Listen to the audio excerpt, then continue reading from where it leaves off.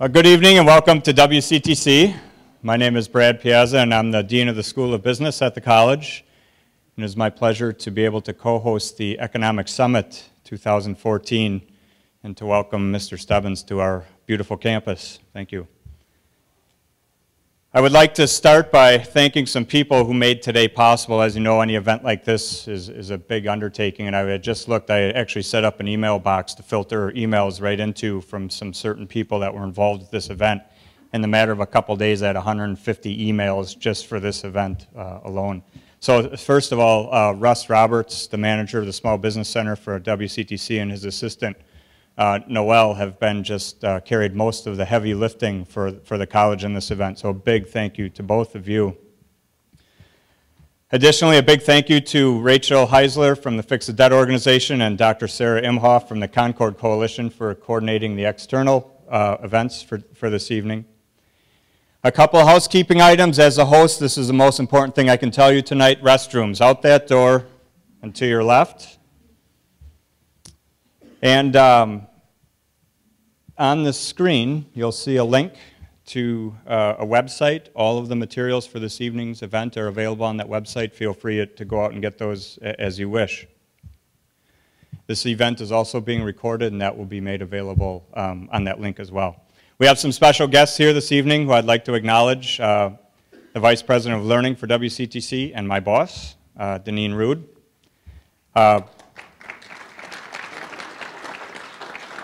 District Board members Alan Karch and Lou Hernandez. Also with us, one of our alums of the School of Business at WCTI at that time, Senator Paul Farrell. And Paul Decker, Waukesha County Board Chair.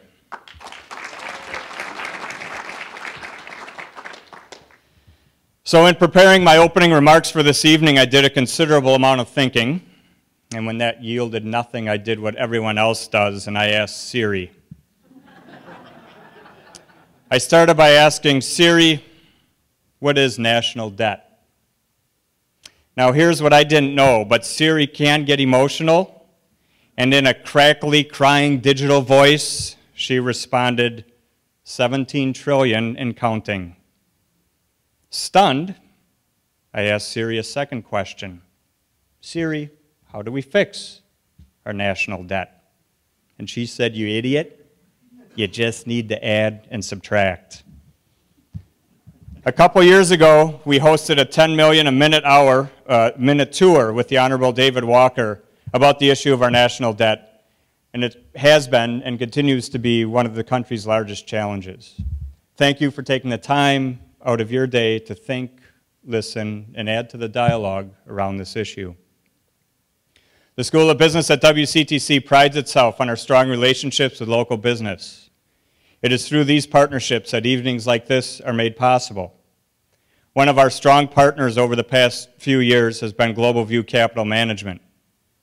The President and Chief Strategist of Global View, Dina Fliss, approached me this summer to see if we had interest in co-hosting an event focused on our national debt in partnership with the Concord Coalition and Fix the Debt campaign. Opportunities like this are great ways for us to, number one, showcase our college and to demonstrate that when the public and private sector work together, great things can, in fact, happen. Dina is co-founder of Global View Capital Management Limited and Global View Capital Holdings Limited. Additionally, she is a co-founder of Global View Capital Advisors, a network of over 150 registered representatives, investment advisor representatives, and insurance agents throughout the U.S. and Canada. Dina has also served on the Fiscal Advisory Council for the Concord Coalition. Dina's experience includes quantitative analysis and modeling, sales and marketing, and business development in both the United States and Canada. And for fun, Dina has been researching and developing model portfolios. I made that part up because that doesn't sound that fun to me, but anyway. And actively managed strategies since 1995. Dina, thank you for your continued support of the School of Business, and please welcome me in having her join the stage.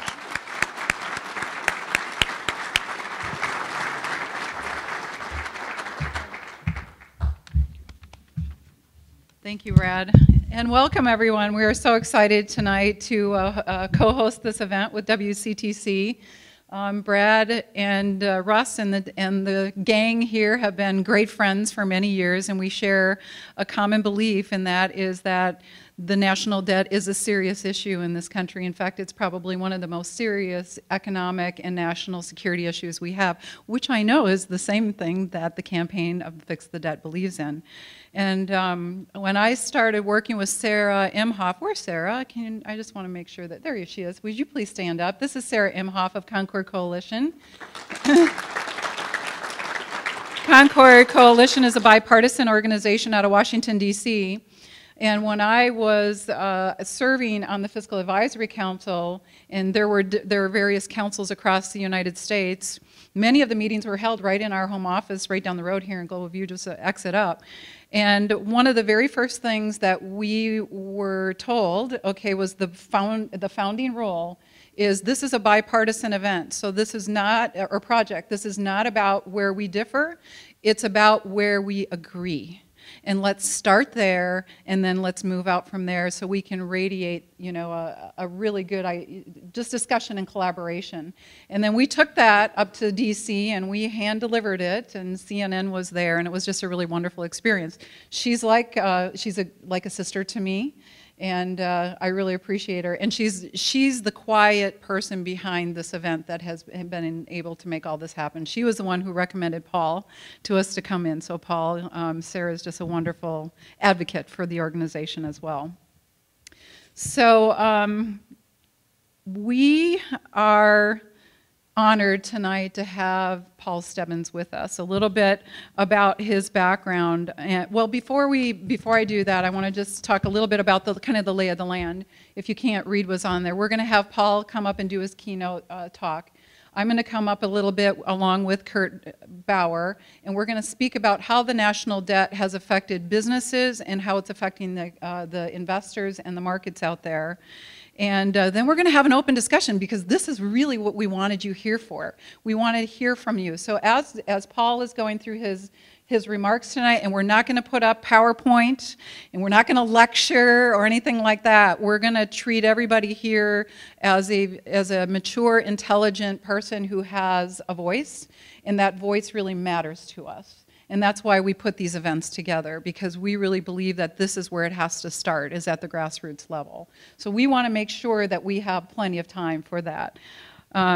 So let me tell you just a little bit about Paul. Paul comes from us as a business leader, and as the campaign of the Fix the Debt comes together, they bring together different coalitions. Sometimes it's on the political side, the media side, you know, organizations such as WCTC, but he comes to us from the business side as a business leader. He serves as the director for First Solar, and First Solar is a publicly traded company, and I checked out your stock price this morning, and it's done really well. Somewhere indirectly, Nathan, if I'm not wrong, and Dave, we probably own First Solar in our client portfolios, but the stock has done very well the last couple of years. Went from like $13 a share to $68 a share sometime today. I didn't see the ending price today. So congratulations on the work that you're doing there, and you're leading the way for energy, and we're very, very excited about that. We were just saying, when Leo was just saying, when we walked in tonight from the parking lot, there's a solar panel, there's a windmill. We know that WCTC is on it and understands this issue. He also served as a member of the Business Roundtable, which is represented by many leading U.S. companies. He serves on the Leadership Council for the Fix the Debt campaign, and he currently serves on the Energy Security Leadership Council for securing America's future energy. And I think he would kindly agree that he would come back, and maybe not in person, because it does get cold here in the winter, but maybe in a few months we would host you on a webinar with us where you could speak about energy, because we are very, very on that, and we have some significant investments at Global View in the energy area. He is a graduate of Georgetown University and hails from Florida.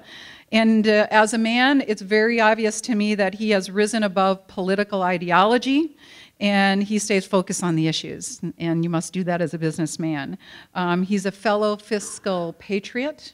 That's something that I define as where David Walker is. So that's pretty high cotton when you're considered a fiscal patriot. And we appreciate the work that you've done. But I think you're going to find tonight that his message is going to be very clear and very simple, and it hopefully will energize us into action. So please help me give Paul Stebbins a warm Wisconsin welcome.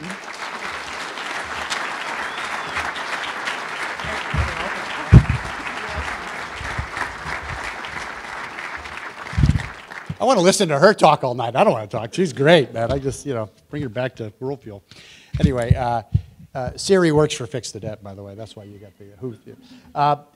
This is really an honor. I want to thank not only Waukesha, but my, the Concord Coalition. I've had the privilege to work with them many times, and Fix the Debt has been an honor. And Gina, what you're doing here is amazing, and I can't believe this turnout. So thank you. I mean, when you usually mention the debt, you get like 3 people. And they all have calculators, they're like checking your math, But anyway, the reason I don't do all the PowerPoints and all that is I come to you with a couple of different hats. One, as an entrepreneur, and 2, as a citizen. And I would say the second is far more important. I know there are a lot of business people in this community, but I appeal to you tonight mostly as a fellow citizen. My journey as an entrepreneur, I grew up working in a mine and pumping gas, and I drove lumber trucks to pay for Georgetown, and I got very lucky, and I stumbled into business, and I'm living proof that a government major out of Georgetown can actually get a job. I mean, that was big. That was a big deal back then. My wife's the smart one. I applied to business schools not once but twice, and I got rejected twice. And I did what every self-respecting reject does. I started a business. So I'll show you, right? Anyway, so it shows you what I knew. But anyway, here I am years later, and it's been my great privilege to really live the American dream, right?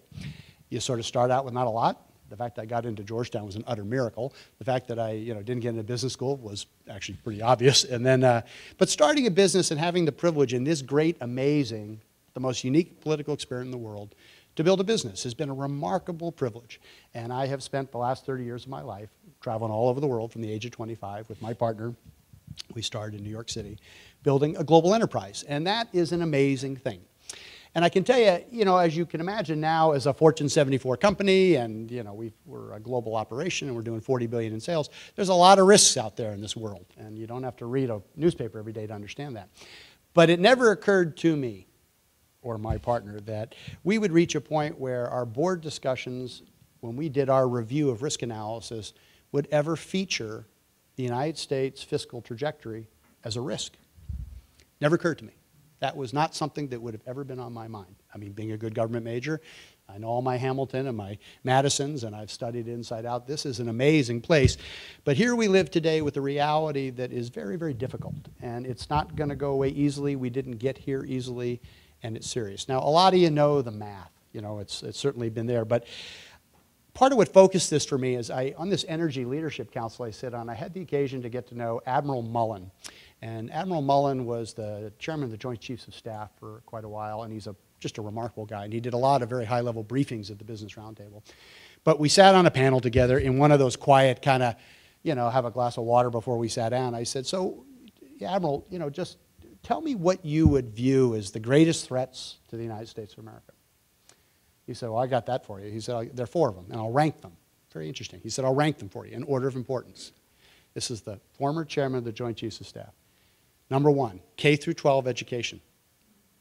Wow. Number 2, national debt. Number 3, energy. And by that, he didn't mean independence in the classic sense of being dependent. He meant being independent from oil. And also, he tied into that fresh water, food supply chains. The last thing he said was political dysfunction. He said, those 4 things are what threaten this country more than any national security threat we've ever had. That was a very interesting answer to me. Very strategic, very thoughtful, these guys are really remarkable, I think about it. So I'm here tonight to talk about 2. K through 12 and the energy stuff is a whole separate thing. But the national debt is something I got involved with, and the journey is instructive because it's probably like many of us. We live our lives. We're busy. You're doing your thing. You read the paper.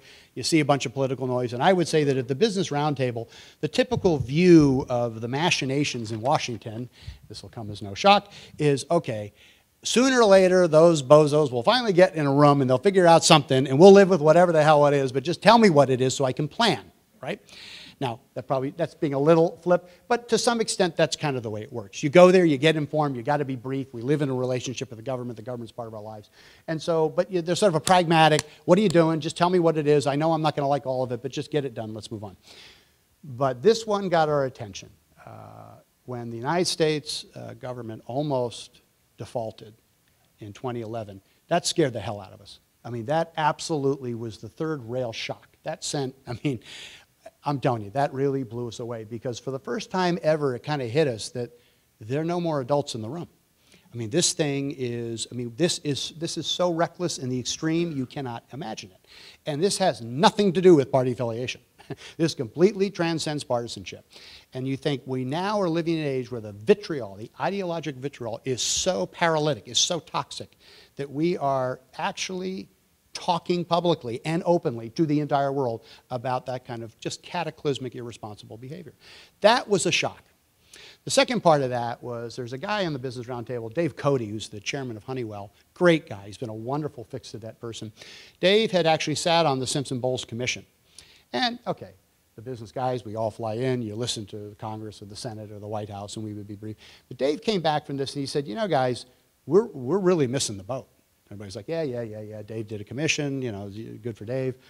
Photo op with the president. It was important, but we weren't really focused on it. But Dave is a pretty tough, smart guy. He's an old New Hampshire guy. And he said, look, shut up and listen. This is actually important. This is very serious. It reminds me of the New Yorker cartoon. You may have seen it years ago, where it shows one sort of pilgrim with his stick walking one direction, very calm, and coming back from the other direction, the guy's hair's out like this, and it says truth.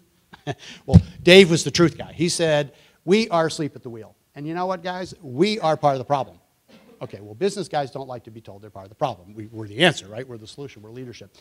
Not so fast. We were asleep at the wheel, too. We weren't paying any attention to this issue. This thing was deep, fundamentally threatening to the United States of America, and we were not paying attention.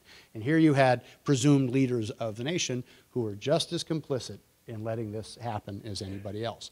Well, that was a little bit of a wake-up call. That was a shock. And I give enormous credit to not only people like the Concord Coalition, but Maya McGinnis, who ended up the president of Fix the Debt, who built a coalition of those business people, and to get 180 business people to do anything, let alone sit in the same room, is incredible. The fact that she got 180 business people to actually pay attention to one of the most serious and most threatening issues of our time is pretty remarkable. So that's my journey. That's how I came to this. And I was another person who just flew off in the airplane and went to Singapore, where I was busy and didn't care. But what is this thing? So what is the debt? What did Dave Cote came back with that was so scary? So if you look at the debt, you start with, well, what's the number? $12,752 billion of net debt. Now, we're all business people here. There's gross debt and there's net debt. Brad used the 17. 17 trillion is the total debt, but that's, people say that doesn't work because you owe it to yourself, so it's not really debt. It is really debt, believe me. But in terms of the stuff we really have to pay up on and really owe, and it's game over if you don't pay it, is that 12,752. That's no phony baloney. That's the real deal. That's $1 a second for 397,000 years. $1 a second for 397,000 years. That's what our current debt is, and it is growing at Mach 5 in one direction. Now you'd say, well, who cares? Like, does it really matter? It's a big number. We're big, we're powerful, we're rich, we're the United States. You can borrow forever. Who really cares? We could sell off a few mountain ranges. We'd pay it all off, right? That's one school of thought.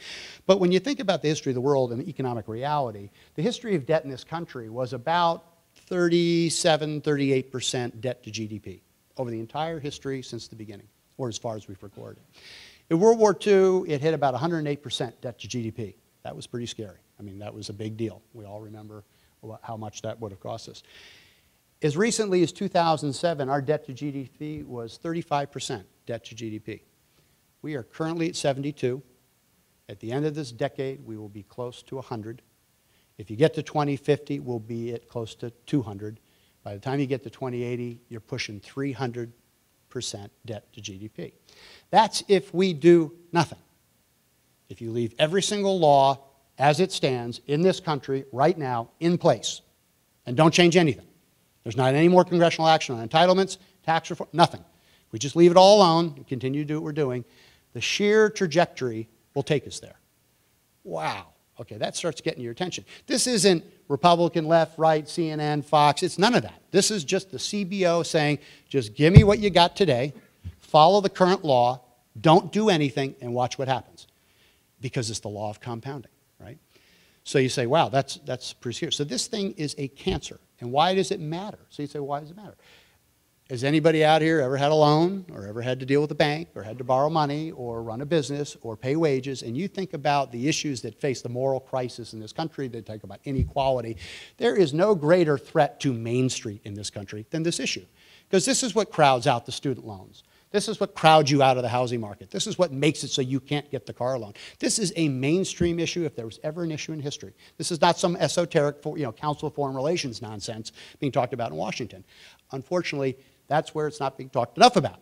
Because out here, we live in the real world, right? Hubert Humphrey, great old, whatever. But regardless of what you think about his politics, he had a great line. He said that Washington is 26 square miles surrounded by reality. And guess what? You're the reality. That bubble that Rachel has to go spend time in every day, she's got tremendous courage how she does that. I only visit once in a while, I have to. But it is surreal. The dynamics that drive that process are very different from what would be familiar to us. So why is this cancer threatening? It's because it's robbing our children's future. Shame on us. This next generation is really in big trouble if we don't address this. And how can you actually wake up every day, look yourself in the mirror, know that you know the answers, know that we have solutions to this, and know what it's going to do if we don't take those solutions? How do you face yourself? This is outrageous. I mean, it's incredible. And yet, that's currently what we're doing. We are ignoring it. Because everybody likes to fuzz the debt issue with this deficit thing, right? Because we're making some progress on that. And this is true. So credit where credit's due. Did the deficits come down a little bit? Yeah. Back when we were fighting a couple of wars and we had all the Bush tax cuts and all that stuff, you were running over $1 trillion a year in deficits. That's the gap between, we all run budgets. That was the annual gap. Well, we got it down to about 600. We had the Budget Control Act. We had the American Tax Relief Act. We did some stuff both ways, spending, taxes, whatever, that got it down. So we made some progress. That is true. But that curve is still growing. It's still growing. It did not go away. So now we're going to get down in the next year or two to 5, 4, maybe $250, $300 billion gaps. So we're lowering the deficit. Yay, good for us. Except that's good through about 2017, and then it starts going right back up again. Why? Because all the stuff we did was the easy stuff, the short-term stuff, the completely irresponsible, brainless stuff, this ridiculous thing of policy called the sequester, which was a blunt instrument where we took a chainsaw, and because nobody had the political will to deal with any of the root cause drivers of this thing, they basically said, all right, we're going to cut the fence, we're going to cut everything else. And everybody's going to have half, and that's it. Okay. Would any of us run anything that way? No, but that's exactly what we did. And this was supposed to be the thing that was so onerous, so terrible, so horrible to the future of this country, cutting our investments, our infrastructure, our research, our development, all the things that make us competitive in the world, all the things that allow me to be an entrepreneur. That's the stuff we cut too, because nobody wants to pay attention, because politically you can't get to the real drivers. So what are those drivers? So there are a couple of big ones. Health. Healthcare costs are unbelievable. 1981, it was about 10% of the budget and about 4.9% of GDP. Well, so fast forward to now. So right now it's close to 20% of the budget, right? And it's about 6.9% of GDP. By the time you get to 2030, this thing's 11% of your budget, right? It's 30% of your budget, and it's 11% of GDP. And this has nothing to do with the ACA. Hate it, love it, I don't care. That's not the issue. This is the long-term root cause of the most expensive healthcare system in the world. And you do the research from the OECD to the CBO to any of them, you look at the world, all the industrialized countries of the world were twice as much as anybody else, by far. And we get about half the value for it. It's a morass, and it's partly because of our entitlement programs, which are the Medicare and the Medicaid, because nobody has the courage to touch the third rail of politics, was the minute you start talking about that stuff, you don't come back to Washington. And this is both parties. This is not one or the other. Believe it or not, because guess what? Old people are Republicans as well as Democrats, right? And so nobody wants us to touch that stuff. So everybody wants the other guy to touch it so that they get disintegrated. Anybody remember Hillary Clinton bringing up health care? She was like a black spot on the sidewalk after she brought this up. Why? It is politically toxic. But it's a very difficult issue, and all of you who run a business know that it's a big driver.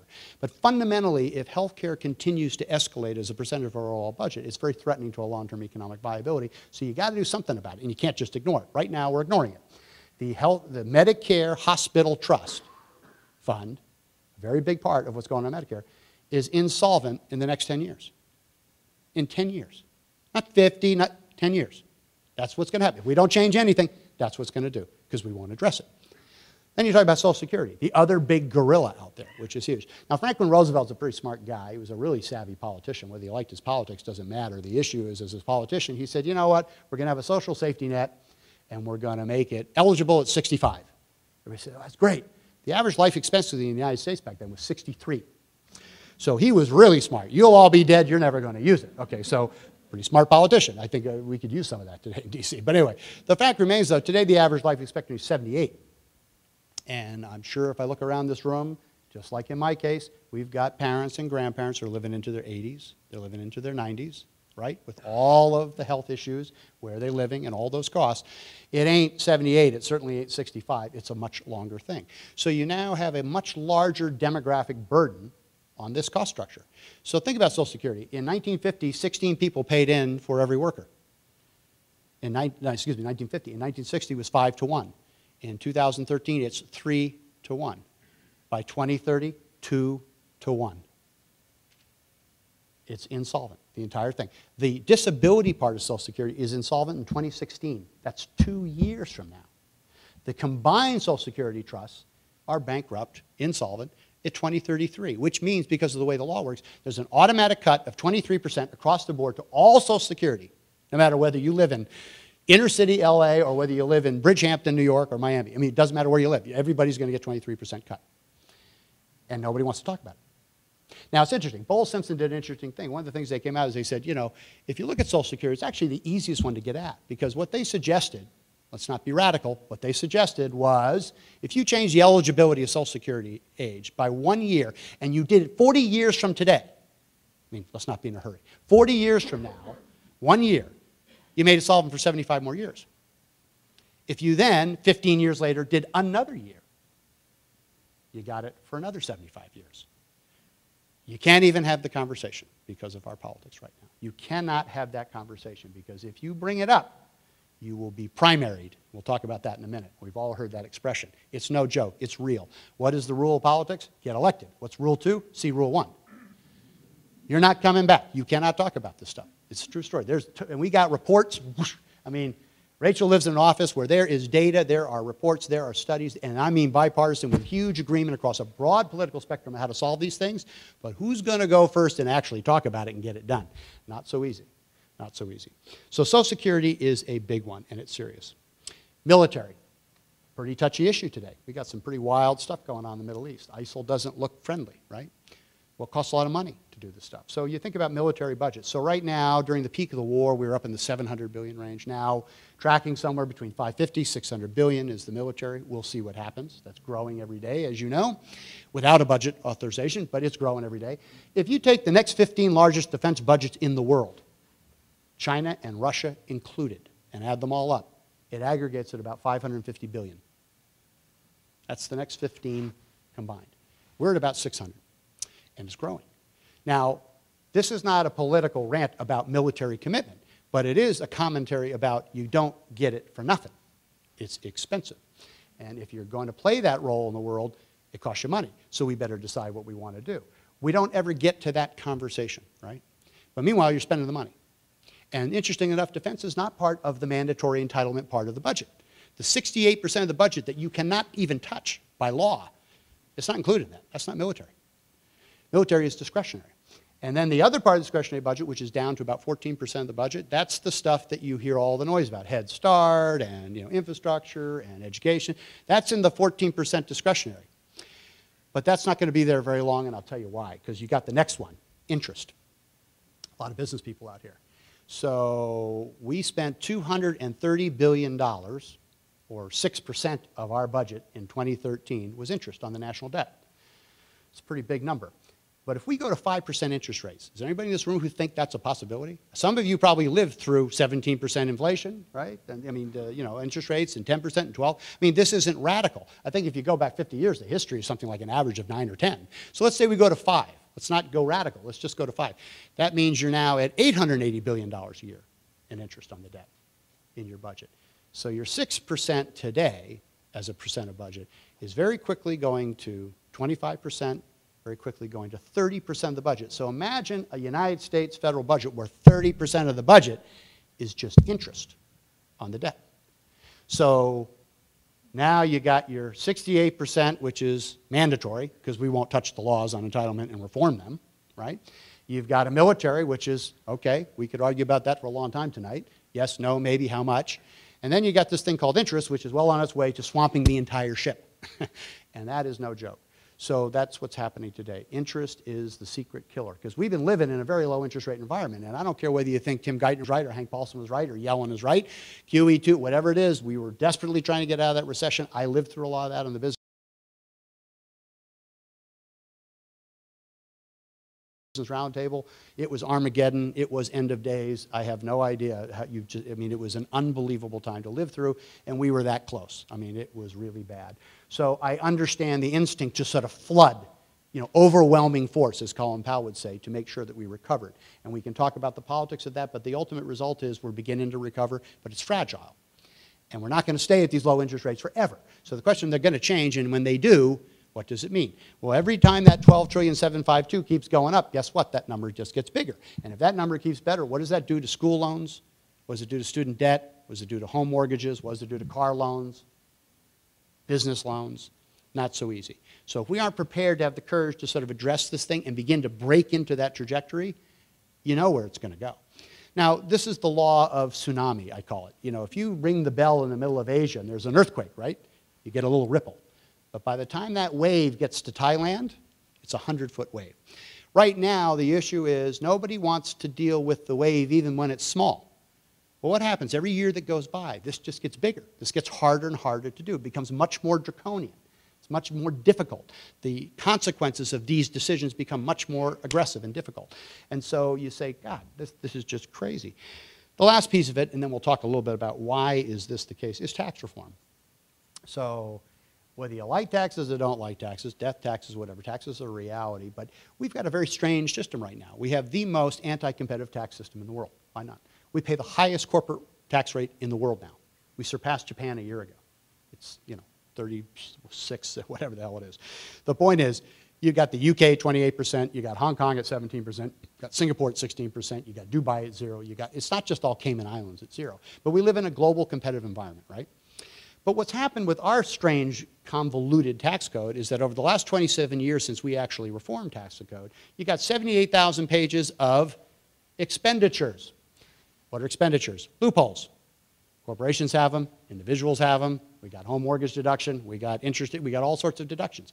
$1.3 trillion a year worth of deductions that go back out. So it's essentially spending, right? So we've got a very high tax rate and all these convoluted expenditures, these loopholes, which then reduce that rate in various different ways across the spectrum.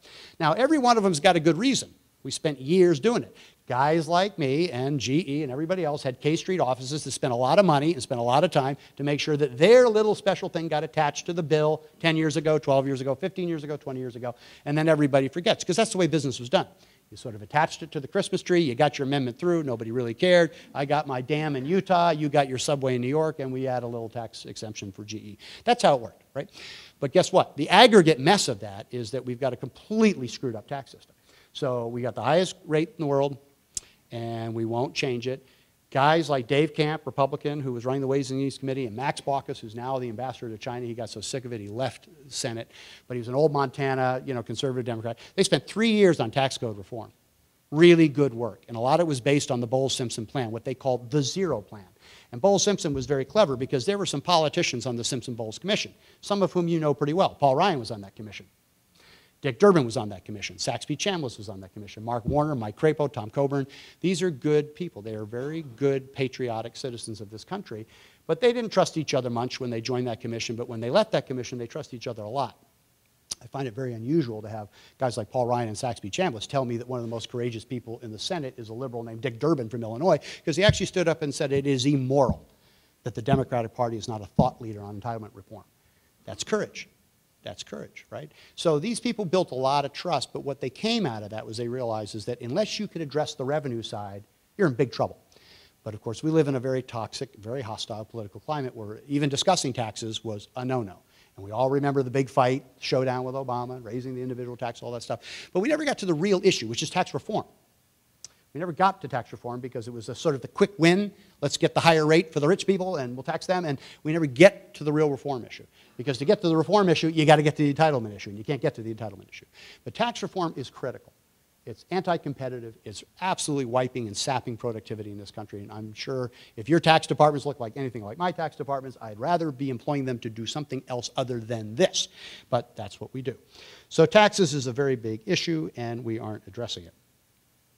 So what do you do, and why aren't we there? So to get to what fixed the debt, and Concord Coalition, many would say, to get us back to a stable trajectory, you need about another $2.5 trillion over 10 years. And so think about some context here. When Simpson-Bowles came out, they said $4 trillion is the magic number. And more or less, Rachel remembers all this stuff on the Hill, and I was at the Business Roundtable, it was kind of a 2/3, 1/3 thing. Everybody said maybe 2/3 on the spending side, maybe 1/3 on the revenue side, and we'll kind of cut the deal, the grand bargain, Boehner, Obama, we're going to cut the deal, we'll do the deal. This is the long-term way that we stabilize that trajectory, send a huge message to the world that America's got its act together and that we can do these very difficult things, and therefore we become a very attractive place for capital, right, which is investment. But no, we didn't do that. We almost defaulted on the debt. And we did nothing, so we froze it. Then we went into the super committee, and then we had sequester, and then we had the fiscal cliff, and okay, here we are today.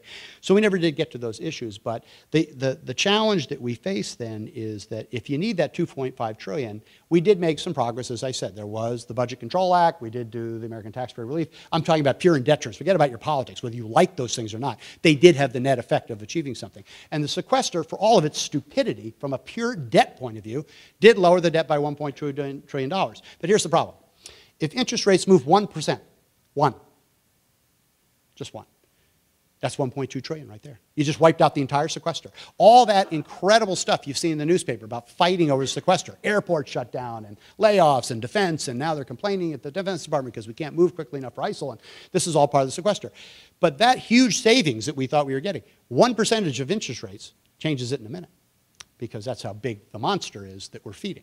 So now why is this? Rational minds would say, so let me get this right. We had Domenici Rivlin. We've had the Concord Coalition for 20 years talking about this. We've had Fix the Debt. They got 180 business leaders. We got 150 former members of Congress, 23 state organizations. We raised close to $50 million. We ran education programs all over the Hill. We had influence across the entire political spectrum, and our net result was zero. Very little. Now that is stunning. In the old days, Robert Rubin, Treasury, some of you may remember him, would call up Jim Baker, remember him, Chief of Staff under Reagan.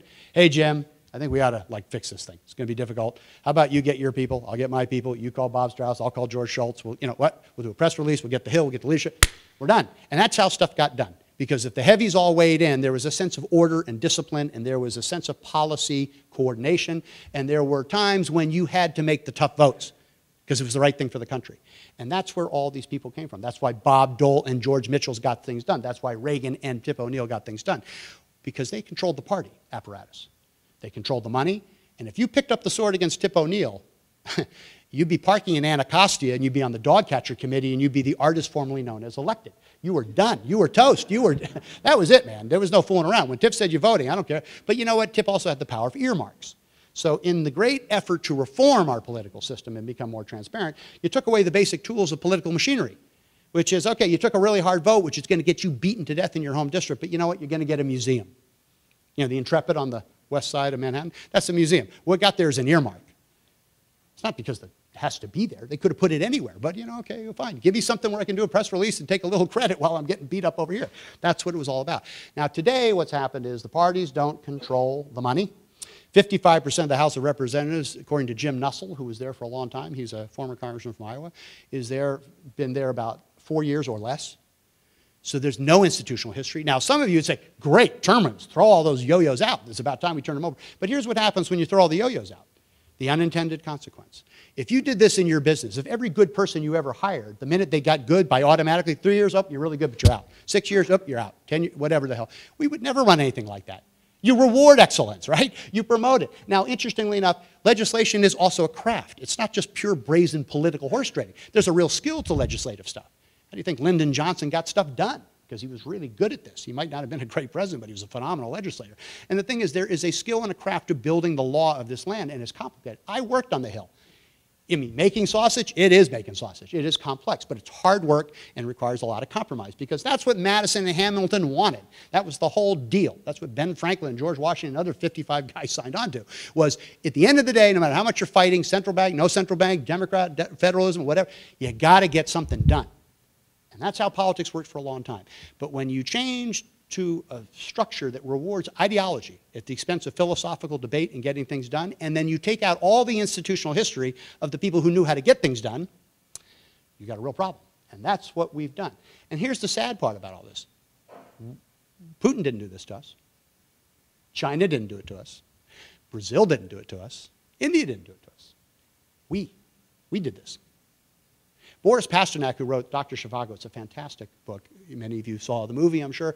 But he was also a great poet, and he said, in the context of the fall of the emergence of Tsarist Russia, he said, our sin is our toleration. We sat back and watched this happen to us. And what happens is you do get frustrated. You think, you know, pox on all their houses, right? Why does Congress have a 9% approval rating? Because you're sick of it.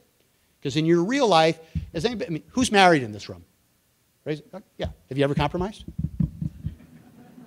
I don't want to hear any lies here. Okay, hold on. Okay, I got a few people going to be fighting on the way home, but anyway. No, but I mean, think about it. You compromise with your boss, your department head, your customer, your supplier, your kids, for God's sake. Take the car. No, don't take the car. What time are you coming home? Love it. We compromise every day. If your neighbor who's a Republican and you're a Democrat's kids can't get to school because you had a... I mean, you don't just ideologically say, well, sorry, I'll let your kids walk. I mean, are you crazy? We live in communities. We live in churches. We live in all sorts of communities where this is a false choice. We don't live our lives this way. We don't run our entire life through an ideological prism. And this transcends the political thing. Again, I don't care where you are in the political spectrum.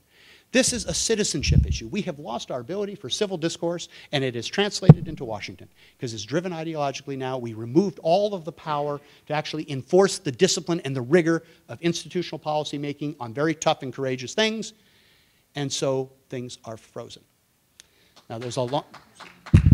Thank you very much. Thank you. I think that was my cue to get the hell out of here before I get to lunch break. No, anyway, so look, and you know, I am a card-carrying optimist. Again, I'm the American dream. I mean, I grew up on, you know, Winnie the Pooh and, you know, take over the world, right? I mean, this is a great country. It's the greatest political experiment in the world. I opened up those 36 offices around the world. I have been all over this planet. This is an amazing place. It's an incredible place. And we are screwing it up to a fair well. And shame on us. And then you think about our kids. I mean, so you're young today and you look at us. I mean, thanks. Thanks for what? And the thing is, we can do it. You know, the Wizard of Oz, right? I love the Wizard of Oz. So everybody remembers the story of the Wizard of Oz, right? The Tin Man, okay, you need the brain, the heart, and the courage, right? And they go and looking for the guy behind the curtain, the little man, and guess what? It's a little jerk behind the curtain doing some valves, right? You know, there's no wizard. No one's going to give you the heart, the brain, the courage. That's us. We got to do that. Only we have that. And guess what, Dorothy? You want to go home? Click your heels. You had the power all along, and we're waiting for someone to do it. We're waiting for them to do it. And so we're mad, so we check out. So there's a 9% approval rating, the lowest voter turnouts ever. The primaries are running the whole show because that's where the money is, right? So we say, well, throw the bums out and send new bums. Great. So the new inexperienced bums, who've only been there a couple of years, and guess who's sitting in their lobby? NRA, AARP, the whole list. They're all there. And guess what? You're the new dude. And guess what? Let me just tell you how you're going to think about these things. That's how it works. Why? And our sin is our toleration. We actually allow it. And Citizens United did that because we made it free speech. So now you have complete political anarchy. Money anywhere you want, and there's no control over it. So if you're a political person, you say, why don't you have the political courage to stand up here and take on this really hard issue and save our children's future? Damn it. And they say, come on over and spend an afternoon in my office. I'll introduce you to everybody who makes that really difficult. Because you are disintegrated. You know, why did Judd Gregg, old Flint Rock, Manchester Republican from New Hampshire, leave the Senate? He's now the co-chair of Fix the Debt. Because you can't do it anymore. Couldn't get it done, right? Kent Conrad, great guy. Smartest budget expert we've ever had in the United States Senate. Left. Because after the fall of the Grand Bargain and the Gang of Six, he said, I'm done. I'm out. Saxby Chambliss, conservative guy from Georgia, absolutely courageous dude, stood up to the Republicans and said, we've got to address tax reform. He was drummed out of town. Mitch McConnell told him to shut up. So both sides have it. There are no innocents. There's no innocence. There's not a good guy and a bad guy here. And think about it. Patty Murray and Paul Ryan did a budget deal. You're right. Wow, we got together. We finally, after 4 years of not passing a budget in the Senate, which, by the way, is required by law. It's required by law, but 4 years go by, no budget. Why? Because it was political heat, back, forth, tit-tat. So they finally, okay, let's break the gridlock. They get a big press conference. They announce it, $40 billion savings. One of the most significant savings in that was to bring the cost of military health benefits down to the same cost of living adjustment as normal care. And you know how long that lasted? 30 days. 98-2 vote in the Senate, and it was eradicated. The very thing they'd just gotten done in the budget, which was the big savings, got reversed. You can't, that's 40 billion. And last I checked, 12,752 billion and climbing. And we can't even get to 40 billion, let alone the 2.5 trillion you need to get this thing stabilized. This is a political will issue, and political will is about ultimately citizenship. So full circle, why am I here tonight? So I have been a CEO, and what a privilege. What an amazing privilege. I am the luckiest guy ever born. So when I got interested in this thing and I started paying more attention, I quit. I resigned as CEO. I stepped down, became chairman. I even gave that up. I do this for them because it's interesting to me. And I think that as a country, it isn't about inside Washington anymore. I know all these people, you know, the Mark Warners, there are lots of great, courageous people on the Hill. They can't get this through leadership right now. You cannot get reelected. They're going to get beaten to death. So it's a public education issue because if we're going to fix it, we're going to fix it out here, outside. Remember the reality? Hubert Humphrey was right. This is the reality. And until this country says we are going to have a civil conversation that transcends the partisanship issue and becomes a citizenship issue, until we get out of this ridiculous game of professional advocacy and actually return to responsible governance, we're in big trouble. And our kids are in really big trouble. And shame on us.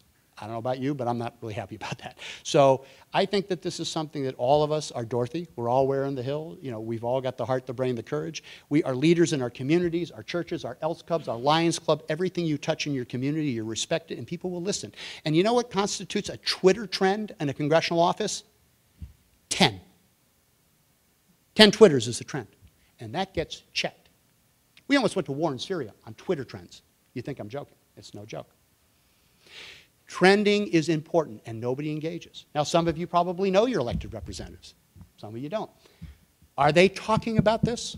And you know what's interesting? We sit with all these people. We know all these people on the Hill who are courageous, who took a lot of political heat to talk about these issues. And you know what they come back? They say, we don't hear about this issue. We don't hear about it. So it's awfully hard to be courageous and get way out there and have the opposition beat you to death in a primary if nobody's talking about it. Why aren't we talking about it? Oh, because we brought the deficit down a little bit, and yay for us. And this is off the radar. It's not even on the political tea leaves. We got a presidential election coming. Nobody's even talking about this. This is the iceberg. The luxury of a free society is to talk about education, healthcare reform, or whatever the hell you want. These are all, we can fight it all out. We can knock down, drag out, knock black and blue, fight. That's okay. That's what a free society does. That's what a great democratic extended republic does. That's what they expected us to do. But you got to get stuff done. And this one's the iceberg because if you're fiscally destroyed, all that other stuff is deck chairs on the ship. You're not getting any of that. And we won't talk about it. I'm not happy about that. So the reason I came tonight to cheer you all up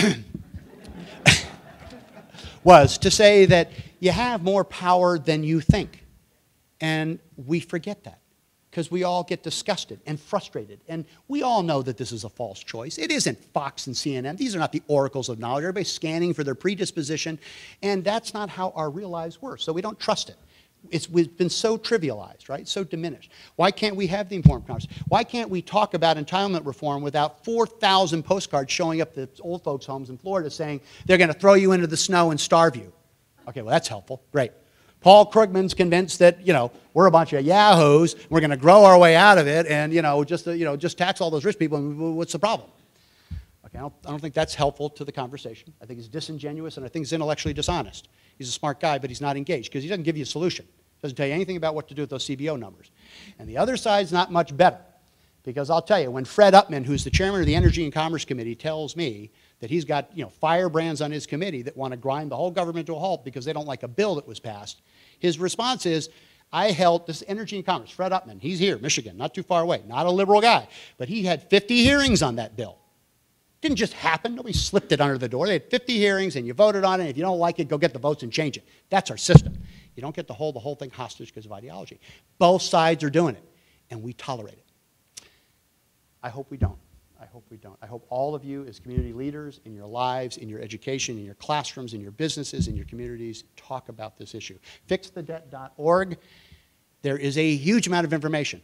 These slides, I got 50 slides here that'll turn your hair green, let alone white. I mean, believe me, you'll be scared. Read those graphs. There's plenty of information. The data's out there. This isn't politically driven. This isn't some advocacy foundation. It's done by the Congressional Budget Office. It's there. Share it. Talk about it. Make it an issue. Ask somebody. That would be really good. And I think that we've got hope for this country. I mean, the whole world, I tell you, I travel around the world. I was in Tokyo, and then I'll shut up, I promise. I was in Tokyo, and the head of Shell Oil took me aside, and he said, may I, very polite, domo arigato. So could we go into a private room? So I meet him. He shuts the door, and he says, what the hell are you people doing over there? If you can't get it right, we are all absolutely done. I mean, come on, man, get it together. I'm like, wow. I mean, the whole world is watching. Bob Carr, the Foreign Secretary of Australia, told Bob Zoellick, guys, you are one debt deal away from absolutely owning the world again. You would be an economic juggernaut because all the capital in the world would flood to America because you would have lowered your tax rates, you would have stabilized your long-term fiscal trajectory, everybody would know how to plan. Talk about safe harbor. And somebody earlier asked me about the currency issue. There goes your currency issue. You solve that issue? Nobody's even, it's game over. We won. But we're not doing that. They see dysfunction. They see chaos. And why is Admiral Mullen worried? So think about it. 2 of his top 4 threats to the United States national security: national debt and political dysfunction. And we have the power to change it all. So I hope you do. I hope you help us. I hope in whatever you do out there, you talk about it. Just have a conversation. You don't need to go run for Senate to do this. You don't have to run for governor. You can do it in your lives. Citizens will change this because they're going to make it part, they're going to demand this part of the conversation. As citizens, not as partisans. So that's it. Thank you.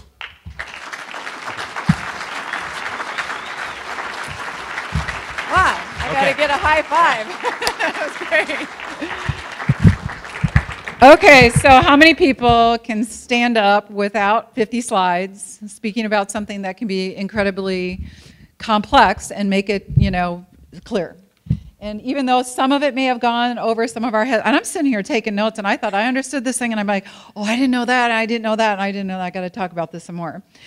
So here's what we're going to do. We're going to bring up Kurt Bauer. He's going to speak about how the national debt is affecting business leaders. Kurt is the president and CEO of the Wisconsin Manufacturer and Commerce, and he basically resides over Wisconsin's Chamber of Commerce. So that's 3,500 businesses in Wisconsin. He's out there, he's talking to these people every single day wondering, how is the national debt affecting your decision on deploying capital, hiring people? What is that happening here in Wisconsin? So he's going to make commentary on that. Then I'm going to make the commentary on the market. So Kurt, why don't you give us your thoughts and commentary? I'm really looking. I had a chance to sit next to you or across from you at dinner, and we had an incredible conversation. So I thank you for your leadership here in Wisconsin. Well, while Paul was talking, I kept adding to my notes, and I promised Rachel I'd only go 5 minutes. So I'll have to talk rather fast. But I'm delighted to be here. I originally thought that the audience would largely be students. I'm actually kind of glad because I would have felt compelled to apologize to them because I think my generation and the preceding generation, I'm Gen X, baby boomers have engaged in, I think, a gross negligence in protecting the future of this country. And you think about it, I've got 2 little ones at home, and the best analogy I can think of is, would we purchase something knowing full well that we won't be the ones paying for it, but our children will be saddled with that debt. And that seems to be exactly what we're doing. And I don't think that history will look kindly on us unless we address this issue, and they shouldn't. I think about, what are my kids when they're in their 20s, if this thing crumbles down, they're going to come and say, well, why didn't you guys solve this? And I feel particularly responsible because I'm in the public policy arena. I'm primarily state. I don't really get that involved in federal issues. But nevertheless, you know, I do have some influence on these types of issues. I will say that, you know, Paul mentioned Paul Ryan, who understands this issue very, very well as chair of the Budget Committee. We had Ron Johnson, one of our U.S. senators, in our building yesterday giving a presentation that was very similar, although he used PowerPoint. And it was just as scary. Yeah, he did cheat. And he understands this fully. And then we have Congressman Reed Ribble from up in the Fox Valley who understands these issues very well. So Wisconsin, we're very fortunate that we've got congressional leaders who understand this. Frankly, we need a multiplier effect if we're going to get anything done on that. I appreciate Paul saying that he's an optimist. I'm typically a pessimist for two reasons. One, you're usually right, and when you're not, you're happy about it. But on this one, I am a little, I do see a rays of hope. First off, you know, we were talking at dinner about the breadth of public debt. Obviously, Paul was talking about federal debt. Here in Wisconsin, we're very fortunate. We have a fully funded public employee pension fund. Compare that to our friends in Illinois who are struggling mightily with, I don't know, what is it, 100 billion, and they just don't know what to do, and they're having kind of a maybe a precursor of the fight that would in Springfield, what we'll have in Washington over this battle. We don't have that here, and thanks to the leadership of Senator Farrell and his colleagues, we have a surplus right now. Now I realize that may jive with some people who believe the Fiscal Bureau that in 3 years we might kind of have a structural deficit if, you know, frankly, we haven't even written a budget yet, and 3 years is a long way off, and that projection said that we weren't going to have any growth. I hope we do, and if we don't, you know, Paul and his buddies in the legislature will adjust accordingly. So bottom line is Wisconsin's doing pretty well by comparison. Of course, we'll be swamped. It won't matter how good a stewards we are in Wisconsin if it collapses at the federal level. Again, I thought that the room, I was told that there were going to be about 300 people here. I thought they were largely going to be students. I appreciate all of you being here, but I do know that you did talk to a large group of young people. I'm encouraged by that. Young people need to listen to this story. They need to understand what the threats are to our country. And they don't hear this very much because no one's talking about it. You hear so much about global warming and climate change, and that is the major threat that they see. And I'm not making any political comments about that, but what I am saying is that this is a real threat as well, and we need to get Leonardo DiCaprio and all the media and, you know, Hollywood, and we need them to start talking about this. And really, that's the model. I mean, look at how we have programmed people to believe that the world is warming and that we have to enact very, very tough policies in order to combat it. Okay, all right, but let's do it with this as well. And then just finally here, what am I hearing from the business community? We have about 400 members from every sector of the economy, at all sizes. About 51% of our members at WMC are manufacturers. And we survey our members twice a year. And we ask them open-ended questions where they can be very honest with us and tell us exactly what they're thinking at a particular time. I got to tell you, they're very tuned in on this. They know that there's a problem. And what it amounts to from their perspective is uncertainty. And all of you know uncertainty is the enemy of growth and investment, particularly with jobs investments. So this is a real problem, I think, for businesses, and they're very concerned about it. And I applaud Paul for taking the time to come here and for Fix the Debt and Concord Coalition and, of course, Waukesha Technical College for hosting this. Thank you, Kurt. Awesome. I'm going to try to give us the executive summary, okay, version. Since 2009, since the height of the financial crisis, the Federal Reserve has been the dominant force in the markets. They've been the force in both the bond and the stock markets with what they call quantitative easing, which is a fancy word for printing money. I like to call it the printing and purchasing program, okay, which means they print money out of nothing, and what they do is they intervene and they buy directly into the bond markets and into the stock markets, and they seem to be everywhere. And at first, printing money, okay, seems free. It seems really good, and if you study 5,000 years of monetary history, because I'm a student of it, everybody is seduced into that first phase of it, and we're in that phase right now. But it's not free. because for every dollar that the government prints adds to that national debt that Paul's been talking about tonight. And something you might want to write down is that printing money is not wealth creation, it is wealth redistribution. Printing money is not wealth creation, it's wealth redistribution. And for as much as the president complains about the greatest income inequality and wealth inequality in U.S. history, it's the administration's policies that have contributed to this problem by tripling the debt in the last 6 years. So it's my job as the president and chief investment officer of Global View Capital Management to pay attention to this stuff, because we have a lot of clients that depend on us to understand these things. And it's not a coinky-dink, by the way, that there is a direct correlation between the national debt tripling in the last 6 years and the stock market tripling in the last 6 years. But here's the deal. The little guy hasn't participated in that because the average investor really doesn't care about the stock market tripling since 2009 because of their fear of loss. It's this fear of confidence. It's the fear of, you know, wondering, okay, when is the next shoe going to drop? And that's where the loss of confidence and trust comes in. So if you look at the S&P 500, which is the top 500 companies, and the Dow, which is 30 companies that are considered the mega cap stocks out there, other than them, almost every major equity class, also the bond market and the commodity markets have been pretty flat this year. Some are down. I mean, commodity markets are down like 6%. It's also been 1,092 days that we've gone without a 10% correction in the market. We are only, if we go at this pace, 30 days from now, it will be the longest running time ever. And the last time that we had this amount of period of time, and then we had the correction, it went beyond 10%, and that was the market crash of 1987. So by a lot of reliable measures of the market valuation, it's telling us a lot of things. One is that a lot of these large cap and mega cap stocks are overvalued. I mean, if you look at the Buffett indicator, which is looking at market cap to GDP, and I have slides on this too. I can show you all the slides on it.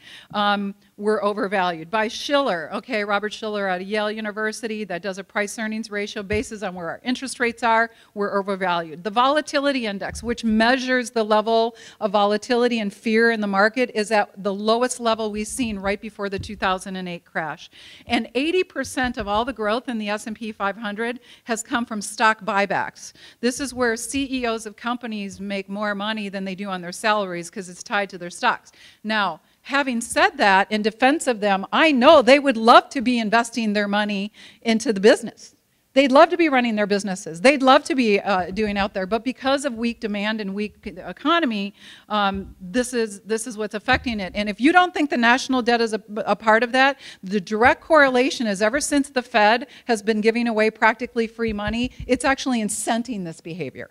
So unless you begin to understand the direct correlation between these policies that are happening, the way that business is functioning, and then ultimately as investors, it's a really big deal. Now, here's the good news, though. Here's what I do see as good news in terms of the business market, is that right now there's a massive wave of innovation. In fact, if you look at September, this month will be the biggest month for new issues of new businesses coming online. These are the startup sensations that are going to revolutionize the way we do business, the way we think, the way we manage, the way we do everything since 2009 when the banks took advantage of the free money. So what's happening is the new issues are coming online, innovation and startup is happening, and they're creating demand. They're creating the demand. It's not about, you know, fighting for our piece of the pie and getting into, as Paul was saying, all this ridiculous and stupidity in Washington on ideology. This is all about just getting down to those basic issues and understanding it. And I think, okay, and this is just my opinion as an investment person, is that the U.S. government has zero incentive to increase interest rates for the foreseeable future. And I think they're going to do whatever they can to try to keep them low because of what Paul just said. You take a 1% increase in interest rates and you compound that over 10 years, and you've added $1.5 trillion to the debt. And we're at zero interest rate policy right now. What happens when we go to 1, and then 2, and then 3, and then 4, and then 2005, and it starts to crowd out everything else. So, you know, bond portfolios, okay, it's going to be a death of 1,000 cuts out there. And if you don't have money managers that understand how to tactically move through all of these different market cycles and all of these conditions that are out there, it's going to be very, very hard to be able to really grow ourselves. One of the greatest growth stories in this country is energy, and that's why we'd love to have you come back, Paul, because we do want to talk about where are the opportunities, where are the money flows, where can we start to make money for our clients, and really get this going. So with that, we don't have anybody who's going to ask a question, or are you just really shy and I got to be Oprah and grab the microphone? Is there anybody who has a statement? Can I pull panelist privilege and ask a question of Paul? Yeah, absolutely. And you mentioned it. Energy is obviously growing. The United States, and this is an area of expertise for you, obviously. So we're growing the energy sector. I had a chance to listen to Stephen Moore from the Heritage Foundation, an economist, over the summer, and he indicated that without the growth of energy in the United States, we really wouldn't have an economic recovery from 2008. I'm wondering if we fully embrace the shale that we have and utilize it fully, can that be a driver to drive down the debt? Yeah, so it's very interesting. I mentioned earlier, I'm involved with something called Securing America's Future Energy, which was co-founded by Fred Smith of FedEx, the entrepreneur, and Paul Kelly. Commandant Kelly was the head of the Marine Corps for many years and a very highly regarded West Point statesman and one of these philosopher kings of the military, one of the really great people in our country. But they have something called the Energy Security Leadership Council, and we've spent a lot of time looking at this issue. We've commissioned some very interesting papers on the relationship between the national debt and energy. And basically, here would be the thesis. At its core, trying not to make it too convoluted, is that whether you are taking oil from Saudi Arabia and importing it, or whether you're getting oil from the Bakken crude, right, here domestically, either way, you're tied to oil.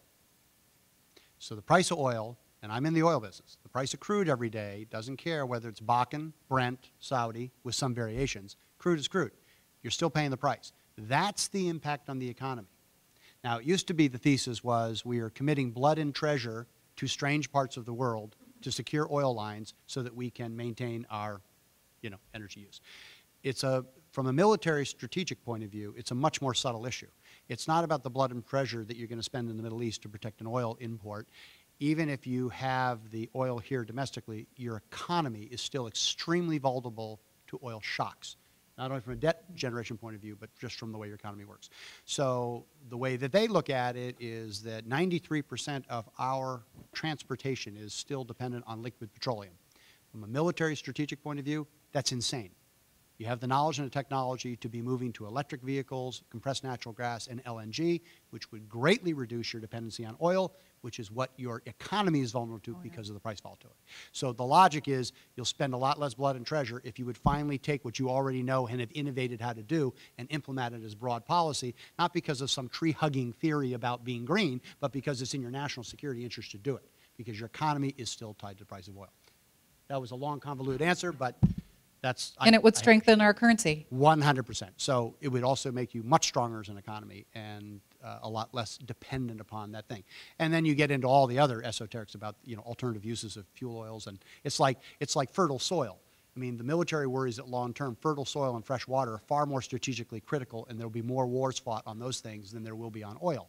Well, we give away fertile soil every day to build condominiums because there's no valuation on it, other than just real estate value. Whereas there's a much deeper strategic view. Well, oil's the same thing. Just because you can use it in a thermodynamically inefficient combustion engine doesn't mean you should. And this is, to say nothing of all the greenhouse, all that, that's a whole other political football. But I'm just talking about economically. Forget about good, bad, and different. Just it's not a very efficient thing to do. So, anyway, long, convoluted answer, but that's mine. You have a question? Yes. Thank you for being brave. Sure. Good evening. I'm Catherine Gale. I'm the CEO of a company here in Wisconsin. I'm also a fellow member of the CEO Fiscal Leadership Council of Fix the Debt. So good to meet you. Go, go, go. I have a question. Paul, in your presentation, you talked about Admiral Mullen having 4 issues that are a threat to America, and that was K-12 education and energy and National debt and national political debt, dysfunction. right, and political dysfunction. So here's my concern, though. I see those three issues, the K-12 education, energy, and the national debt, as being caused by the issue of political dysfunction, Right. meaning they're not parallel. You can't say, oh, let's get together on political dysfunction at the same time as we get together on on the debt. We have to work, I believe now, on political dysfunction first and separately from all the policy issues that need to be solved, because it's the root cause of our inability to address any of those other three. If I may, Rachel, are you listening? What have we been working on? Anyway, to this very point, I've been pounding Maya for a year, saying, Maya, this is the most important issue in the world, and so we're going to hit the iceberg. But why? So we get all this great coalition, you couldn't get anything done. Why? So we've actually quietly, this isn't a big thing, but we've begun to spend a lot of time on essentially hosting the think, if you will, hosting the various initiatives. There are lots of initiatives going on everything from open primaries, which happened in Washington State, that happened in California, that happened in Rhode Island. We're looking at Iowa's judicial review of legislative districting. We're looking at Senate rules. There are many, many pieces of this root cause issue that aren't a quick fix. It's not a flip it overnight.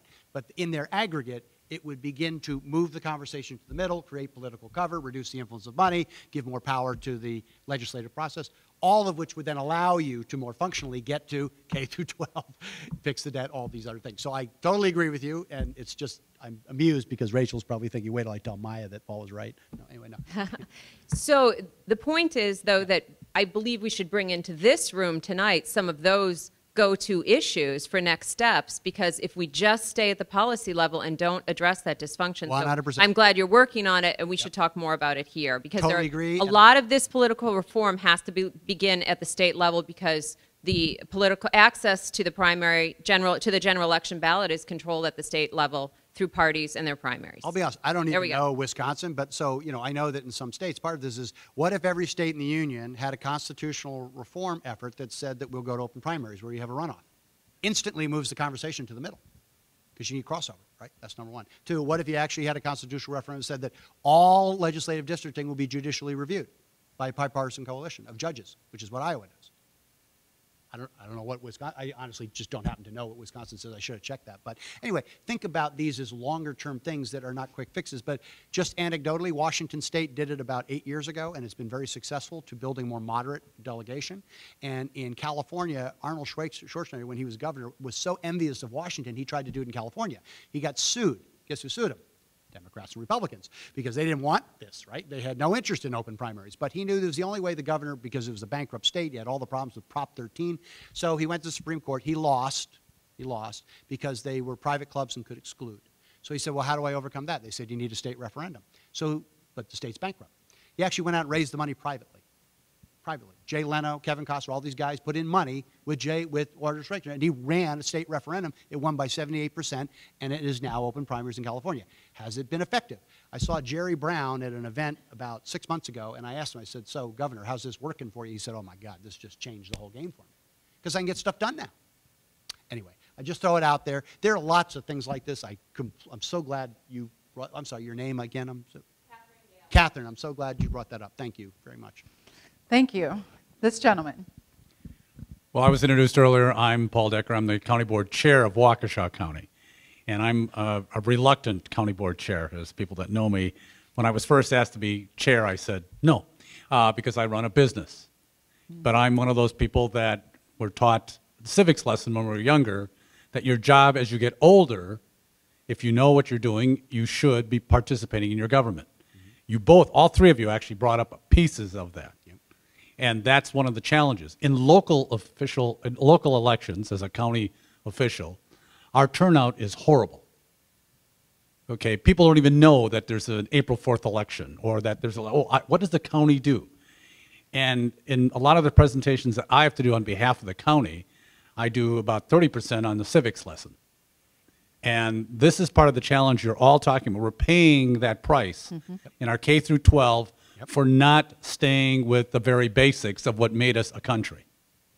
So one of the challenges that we have is getting participation. And I know Senator Farrow and I have talked about this, among all of us that are local elected officials.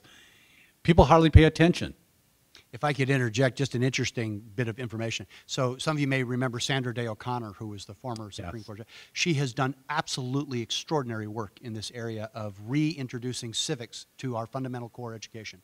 So when you hear a lot of talk around Common Core, one of the lingering subtext issues is how do you reintroduce civics as a requirement as part of our civic, sort of duty. So there are great initiatives going on. They're not all housed under Fix the Debt, but I just happen to know because I was involved with her effort, and it's a great one. So. iCivics.com. Yeah. If you go to iCivics.com, that's Sandra Day O'Connor, and that is a very, very good program to start with.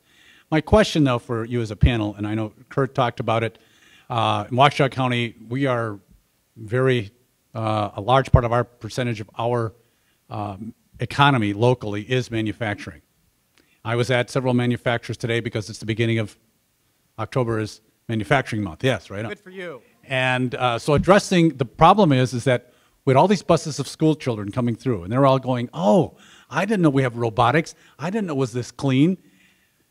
And I asked them, I said, so what's getting in the way of you getting a great job? And I was talking to this one lady who's done it for about 8 years, came through WCTC, has a great job, $65,000 a year, no college debt. So what's the biggest impediment of you, I was talking to the children, of taking these jobs? Number one answer, parents. Everybody wants their Alexandra and their Joshua to go to the university, whatever the university is. So my question to you is when we come down to the basics, getting people involved in civics, getting people involved in actually the way the economy works, what do we have to do? Yeah, gosh, I mean, I'm getting a little out of my ski range here, but so I do know more that, I know, for example, that like Lloyd Blankfein's wife, he's the chairman of Goldman Sachs, she has done an enormous amount of effort to build sort of community schools, that are technical schools, trade schools, and different than the standard liberal arts education. And it's been very effective, and it's had an enormous impact and very measurable, very metrics-driven, very successful. I can't tell you about that nationally. I just happen to know about that one. So my guess is I think the evidence speaks for itself. I'm a little out of my depth. It's not my wheelhouse. There are people who know a lot more about it than I do, but I certainly support it. I think we should be doing it. Let me just comment on that because I political science major, one of the few political science majors who are actually doing something in politics, but I was kind of a smartass growing up. I've got an older brother, and he didn't know much about civics, and I used to tease him that if aliens landed and said, take me to your leader, he would know where to direct him. And I think that's largely true. Well, and my wife's on the school board in Middleton Cross Plains where we live, and turnout's very low. People don't understand the issue. They don't know the division. It certainly is a problem, and it's also a problem when people go to the polls and they're told how to vote and they don't really know what's at stake. So I'd say that's part of the problem too. It's a little out. Paul said it's out of his wheelhouse. I think it's maybe a little off message here, but I do think that people need to be engaged, and there's so many things going on, and our politics in Wisconsin and nationwide are so polarized and divided. You would think that people would get a little bit more engaged. I don't think they really truly understand what the issues are when they go and vote, if they do vote at all. And they're offered a false choice. It's not that simple. This sort of this trivialization, this extremism, Krugman versus Cruz. I mean, this is nonsense. It's not what makes the world work. It's not what it's about, and we've fallen for it, and that's why everybody's tuned out. The Pew Research Foundation has done some very interesting work about actually tracking where the ideology sits, and they found that if you sort of track the political spectrum, the very intense ideological stuff represents about 1/5 of the eligible voting population. So if you think about it in terms of a football field, you've got sort of a huge middle between the 20-yard lines that are sort of normal people who have a very differing political views, but they're not ideologically driven. They're more pragmatic. They want to get things done. They may have differences of opinion, but that's okay. They would be inclined to work it out. It's from the 20-yard lines into the goal lines that are the people calling all the shots. And so everybody in the middle is kind of checked out. They've got a lot of data on this, and it's very interesting. But, Nixon used to talk about the silent majority. I would say the great silent majority in this country right now is that middle that has just had it. This is not any way to run a railroad. So shame on us. I think it really is being fed up and saying enough. So apathy. I mean, there's probably things, Brad, that we can do through, WCTC and Global View by getting out what are some of the action items and ways to get involved. Because people are saying, maybe I do need to, but they just don't know what to do. Let's take 2 more questions, and then we'll call it an evening. Yes, sir. Hi, my name is Joseph Hagan. I'm one of the students here, so I'll convey the apology over the next couple of days in my classes. Please do. Please do. Yeah. Represent. There we go. All right. So my question is, in the worst case scenario of we can't solve it. It's just everything breaks down to it. We get to the point of bankruptcy and everything else. Are there ways that either businesses and in our personal lives that we can insulate ourselves from that situation, or so we don't get like a one-shot everything's Investors done, or are ask there me ways that all we the can time. just? If you're talking about financially, I don't know. I mean, look, I'm not one of these people who says you ought to buy a bomb shelter in Montana. I mean, I don't buy that. I think that you guys, look, Twitter started a revolution in Egypt. You took down a government. Your generation did it. I don't know how to do that. I wouldn't have a clue. But so if we can take down a government in Egypt, I would say that your generation has more power than you probably realize or think. I would say instead of thinking about running for the hills, I would be thinking about getting into the game and having a seat at the table and being ticked off. That's what I would do. And you've got the tools to do it. You're Phoenix. You know, it's the fire. You're holding the tools, man. We don't. And Silicon Valley, you look at these innovations, Dina, I mean, I am a great believer that that will be part of the cure. But so I wouldn't suggest you go run to Costa Rica and hide or whatever. Well, from an investor's point of view, too, I mean, the opportunity is definitely, here in, I think it's both U.S. and Canada and North America, because we have some Canadians with us here. But from an investor standpoint, what we talk about every day, and I've got my investment committee here, is what happens if that happens? What do we do to protect the purchasing power and the wealth that we have all built up as families? How can we do that, not just starting at the family level?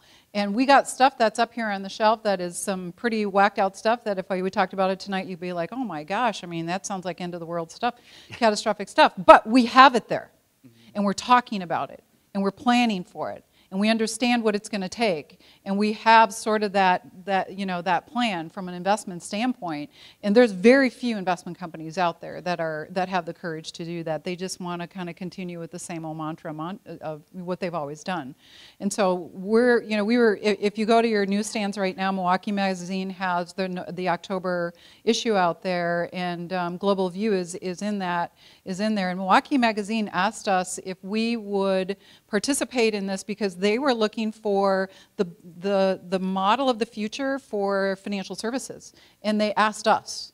So I thought that was pretty incredible because we're busting the mold on just about everything, and we're leveraging it using technology and all the other cool stuff that we can do. And that's the next generation. That's those startups, okay, that are going to help to really revolutionize the way that we do business and how we invest. One more, and then we'll call it a night. And this has been great. You guys have been fantastic. Yes, sir. My name is Tim Peterson. I'm a small business owner, and I'd like to shine the spotlight, if I could, on one of the fixes that I think is very important to the equation on the national debt, and that is what got us here, I think, was going off of the gold standard, and I'd be interested in hearing what the Fix the Debt plan is, or if there is any plan whatsoever to migrate back toward a gold standard, or at least a commodity-based standard for the currency. Sure. So it would be completely outside the realm of Fix the Debt scope. So we're, as a nonpartisan group, this is more about citizenship engagement, and that leadership should basically functionally govern. And then somewhere in that governance process, there are people who would determine whether or not that's a viable policy option. So I have no comment whatsoever about that. And I mean, we could take it offline if you want a private comment. But from a Fix the Debt point of view, that's, we're not policy advocates in that sense. I'm sure there are people on both sides of that issue, as you probably well know, that are quite passionate, but it's not a Fix the Debt issue. Yeah, I think It's an important one, though. I think Ron Paul adds a lot to the, and Rand Paul, I think, add a lot to the equation by talking about it. Yeah. Absolutely. Just understanding it. Okay, well, with that, all of you, thank you. Wait, what? We'll do one more. Oh, one more. I'm sorry, sir. Yes, we want to My hear. name is Robert Coles, K-O-H-L-S. I have no apostrophe, and I do not have the money. I have been an educator in the state of Wisconsin for probably 35 years. I'm also retired 25 years, so you can add them up together and get my age. I graduated from Carroll in industrial management. I eventually became a high school principal. I became a beekeeper for 30 years and 56 years of basketball and football timing. Why? Because I raised 8 kids did not have debts during that period because I bless was you. working. I have talked with politicians, statesmen, individuals in and outside the state of Wisconsin about the problems that we have, and I'm particularly concerned about individuals graduating from high school who cannot read. There was a statement on television in the last 4 days that a particular high school graduating class had 9 students who met the standards for reading. That is horrible. Now, I hope the information that I'm telling you is accurate. I got it off TV. I am suggesting That's probably accurate. I am suggesting firmly internet. and again to Mr. Sensenbrenner and other politicians dating back many years that we ought to have a program 4 weeks in a row where every statement on it is absolute fact. And I don't care whether you have Republicans, Democrats, any other type of individual, industrialist or politician, everything they say is a fact and can be proven. And maybe society will start awakening to the difficulties of inflation, national debt, other things that are causing difficulty in this country. It is solvable. It's going to be nearly impossible based upon facts that I've known from teaching, facts that I know from being a principal. It is possible to cure it, but you have to get the common people to understand the difficulty. Right. You're here. Yep, Thank you. absolutely. Thank you very much. Okay, thank you, everyone. Brad, you're going to have everything up on here. Paul, we thank you for your time. Appreciate it. Awesome. Thank you for participating, everybody. We appreciate it.